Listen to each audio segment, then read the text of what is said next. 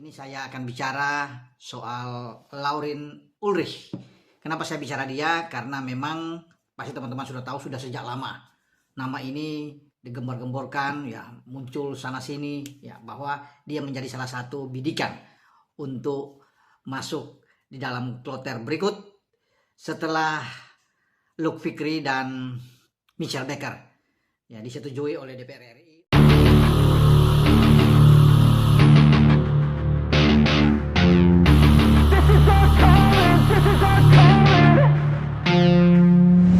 Let's go, it's time to be the GOAT. Dunia sepak bola Indonesia kembali dibuat heboh.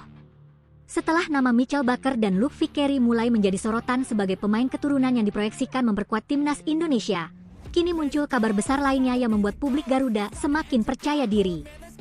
Bukan hanya satu atau dua pemain, tetapi ada 3 nama besar yang disebut bisa menjadi bagian dari proyek besar timnas Indonesia berikutnya. Mereka adalah Laurin Ulrich, Dean Zandbergen, dan Pascal Struijk. Bayangkan jika semua potensi ini benar-benar terrealisasi. Timnas Indonesia bukan hanya memiliki skuad yang kuat di Asia, tetapi mulai memiliki kedalaman pemain dengan pengalaman sepak bola Eropa dari berbagai level kompetisi.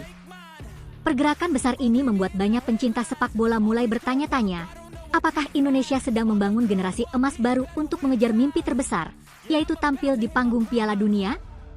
Sebelumnya, kehadiran Michel Becker dan Luc Fikri sudah membuat banyak perhatian tertuju kepada perkembangan timnas Indonesia.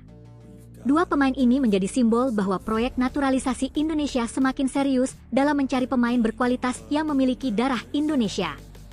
Namun cerita belum selesai. Kini nama Laurin Ulrich mulai mencuri perhatian. Pemain muda dengan pengalaman bermain di lingkungan sepak bola Eropa ini dianggap memiliki potensi besar untuk menjadi bagian dari masa depan Garuda. Lalu ada Dean Zandbergen, pemain yang juga disebut memiliki profil menarik karena bermain di kompetisi Eropa dan mempunyai karakter yang sesuai dengan kebutuhan sepak bola modern. Dan yang paling mencuri perhatian adalah Pascal Struijk. Nama Pascal Struijk bukan nama sembarangan. Pengalamannya bermain di level sepak bola Inggris membuat banyak penggemar membayangkan bagaimana jika pemain dengan kualitas seperti itu memakai jersey merah putih. Kehadiran pemain seperti ini tentu bukan hanya soal menambah jumlah pemain, tetapi tentang meningkatkan standar persaingan di dalam tim. Karena dalam sepak bola modern, tim besar tidak hanya membutuhkan 11 pemain utama. Mereka membutuhkan skuad lengkap dengan kualitas yang hampir merata. Dan inilah yang sedang dibangun. Timnas Indonesia perlahan mulai berubah.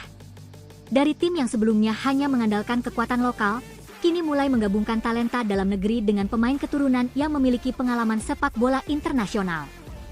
Jika proyek ini berjalan sesuai rencana, Indonesia berpotensi memiliki generasi pemain yang jauh lebih kompetitif dibandingkan sebelumnya. Namun pertanyaan terbesar muncul. Apakah semua perkembangan ini bisa membawa Indonesia menuju Piala Dunia? Salah satu wacana yang ramai diperbincangkan adalah kemungkinan format Piala Dunia dengan jumlah peserta yang lebih besar, bahkan muncul pembahasan mengenai format 64 tim. Jika format tersebut benar-benar diterapkan di masa depan, peluang negara-negara berkembang seperti Indonesia tentu akan semakin terbuka. Dengan jumlah peserta yang bertambah, persaingan tetap berat, tetapi jalur menuju turnamen terbesar dunia bisa menjadi lebih realistis. Dan bagi Indonesia, kesempatan itu datang di saat yang tepat. Karena sekarang Indonesia sedang berada dalam fase pembangunan sepak bola yang sangat agresif. Federasi, pelatih, dan tim kepelatihan terus mencari cara agar kualitas pemain meningkat. Masuknya pemain keturunan juga menjadi bagian dari strategi untuk mempercepat perkembangan. Bukan berarti jalan menuju Piala Dunia menjadi mudah. Indonesia tetap harus menghadapi negara-negara kuat Asia yang memiliki tradisi sepak bola panjang seperti Jepang, Korea Selatan, Australia, dan negara besar lainnya. Tetapi perbedaannya sekarang adalah Indonesia mulai memiliki modal yang sebelumnya belum pernah dimiliki. Pemain dengan pengalaman Eropa, mentalitas kompetitif, dan skuad yang semakin dalam. Jika nama-nama seperti Laurin Ulrich, Dean Zandbergen, dan Pascal Struijk benar-benar bergabung bersama pemain seperti Michel Becker dan Luc Fikri, maka persaingan di dalam skuad Garuda akan semakin ketat. Dan persaingan sehat inilah yang bisa membuat kualitas timnas Indonesia naik ke level berikutnya. Mimpi bermain di Piala Dunia yang dulu terasa sangat jauh, perlahan mulai berubah menjadi target yang lebih masuk akal. Karena sepak bola selalu memberikan kejutan. Negara yang dulu dianggap kecil bisa menjadi kekuatan baru ketika memiliki visi, strategi, dan pembangunan yang tepat. Kini semua mata tertuju kepada langkah berikutnya. Apakah Indonesia benar-benar akan mendapatkan tambahan amunisi besar dari Eropa? Apakah generasi baru Garuda akan membawa sejarah baru? Dan apakah suatu hari nanti lagu Indonesia Raya benar-benar berkumandang di panggung Piala Dunia? Waktu yang akan menjawab. Tetapi satu hal yang pasti. Garuda sedang terbang semakin tinggi, dan perjalanan menuju mimpi terbesar baru saja dimulai. Dan yang menarik, perjalanan ini bukan hanya tentang mendatangkan pemain baru, tetapi tentang bagaimana Indonesia mulai mengubah cara pandang dunia terhadap sepak bolanya. Dulu, ketika berbicara tentang timnas Indonesia, banyak orang hanya melihat sebagai tim yang sedang berkembang.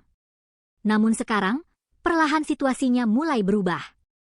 Banyak pihak mulai memperhatikan bagaimana Indonesia membangun skuad dengan kombinasi pemain lokal berbakat dan pemain keturunan yang memiliki pengalaman di kompetisi Eropa.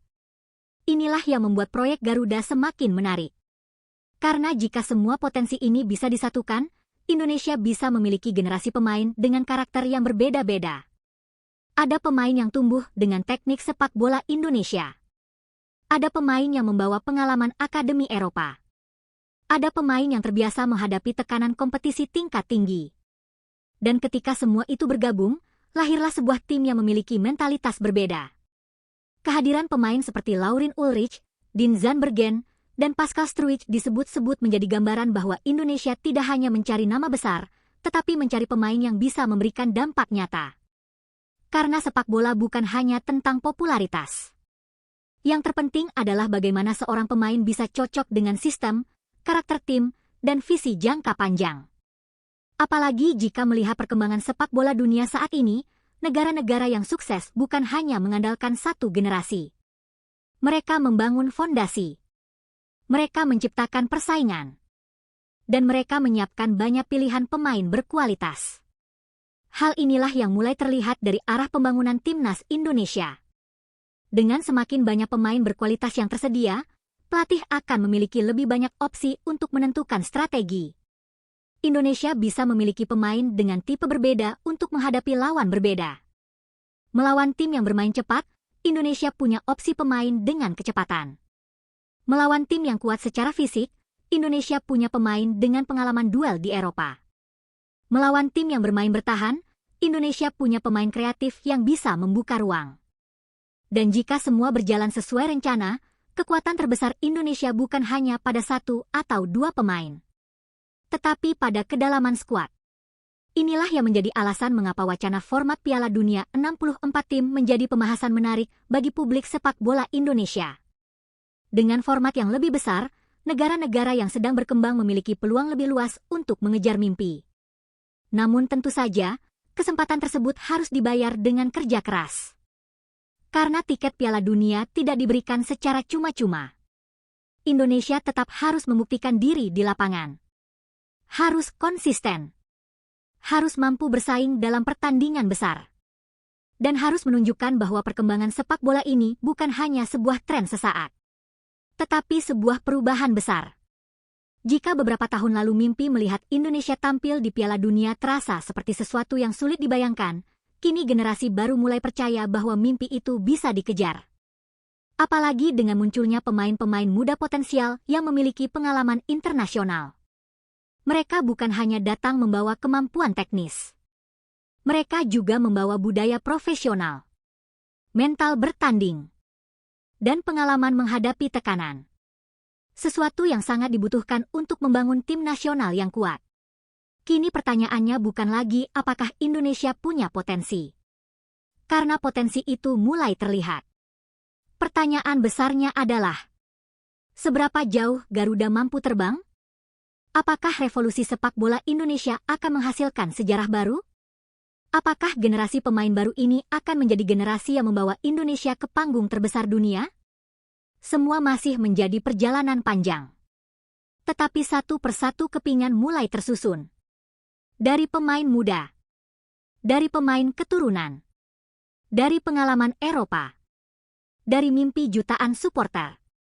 Dan mungkin suatu hari nanti, ketika jutaan mata dunia melihat bendera merah putih berkibar di Piala Dunia, semua orang akan mengingat bahwa perjalanan itu dimulai dari sebuah keberanian untuk bermimpi lebih besar. Namun di balik semua harapan besar itu, ada satu hal yang membuat proyek Timnas Indonesia semakin menarik perhatian, yaitu perubahan mental. Karena untuk bersaing di level dunia, Indonesia tidak hanya membutuhkan pemain dengan kemampuan teknik yang bagus.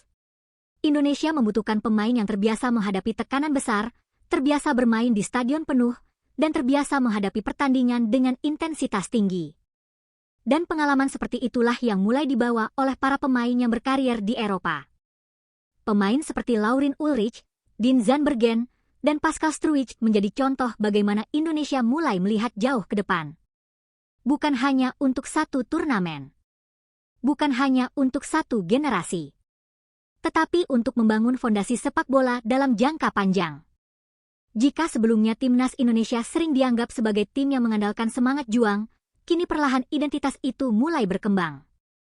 Semangat tetap ada, tetapi sekarang ditambah dengan kualitas, pengalaman, dan strategi. Kombinasi inilah yang membuat banyak penggemar mulai optimistis. Apalagi sepak bola Asia terus berkembang. Negara-negara seperti Jepang dan Korea Selatan sudah membuktikan bahwa pemain yang berkarier di luar negeri bisa membawa dampak besar bagi tim nasional. Kini Indonesia mencoba mengambil jalur yang sama, menciptakan skuad yang memiliki standar internasional. Dan jika proses ini terus berjalan, bukan tidak mungkin Indonesia akan menjadi salah satu kekuatan baru di Asia. Bayangkan sebuah skuad yang memiliki pemain bertahan dengan pengalaman sepak bola Inggris, pemain tengah yang memahami tempo Eropa, dan pemain depan dengan kecepatan serta kreativitas dari berbagai latar belakang. Sebuah kombinasi yang dulu mungkin hanya menjadi mimpi, tetapi sekarang mulai terlihat sebagai sebuah kemungkinan. Namun perjalanan menuju Piala Dunia tetap membutuhkan konsistensi. Karena sejarah sepak bola menunjukkan bahwa banyak tim memiliki generasi emas, tetapi hanya tim yang mampu menjaga perkembangan yang bisa mencapai panggung terbesar. Indonesia harus terus memperbaiki banyak hal. Mulai dari pembinaan pemain muda, kompetisi domestik, mental pertandingan, hingga persiapan menghadapi laga-laga penting. Karena Piala Dunia bukan hanya tentang memiliki pemain hebat. Piala Dunia adalah tentang memiliki tim yang siap secara keseluruhan. Dan disinilah peran pelatih serta staf kepelatihan menjadi sangat penting. Mereka harus mampu menyatukan pemain dengan berbagai latar belakang menjadi satu kesatuan. Bukan pemain lokal melawan pemain naturalisasi. Bukan pemain muda melawan pemain senior. Tetapi semuanya menjadi satu nama. Timnas Indonesia. Garuda. Jika semua elemen bersatu, mimpi besar itu semakin dekat. Apalagi dengan kemungkinan perubahan format turnamen dunia yang memberikan lebih banyak peluang bagi negara-negara berkembang. Format dengan jumlah peserta lebih besar tentu akan membuka pintu lebih luas, tetapi Indonesia tetap harus memastikan bahwa mereka layak berada di sana. Karena tampil di Piala Dunia bukan hanya tentang lolos, tetapi tentang menunjukkan bahwa Indonesia datang untuk bersaing, bukan sekadar menjadi peserta. Dan mungkin inilah babak baru sepak bola Indonesia. Babak ketika nama Garuda mulai diperhitungkan. Babak ketika pemain muda Indonesia mulai bermimpi bermain bersama bintang dunia.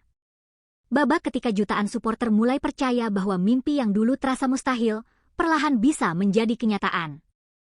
Karena sepak bola selalu dimulai dari satu hal sederhana. Sebuah keyakinan. Dan sekarang, keyakinan itu mulai tumbuh semakin besar. Garuda tidak lagi hanya bermimpi terbang. Garuda sedang mempersiapkan sayapnya untuk terbang